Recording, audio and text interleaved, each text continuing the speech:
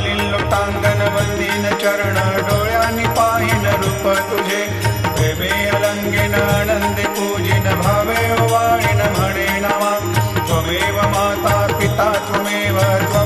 बंधु सखा त्वमेव विद्या द्रविणं त्वमेव सर्वं मम देव कायेन वाचा मनसेन्द्रियैर्वा बुद्ध्यात्मना वा प्रकृति स्वभावात् करोमि यद्यत् सकलं परस्मै नारायणायति समर्पयामि अच्युतं केशवं रामनारायणं कृष्णदामोदरं वासुदेवं हरिं श्रीधरं माधवं गोपिकावल्लभं जानकीनायकं रामचन्द्रं भजे हरे राम।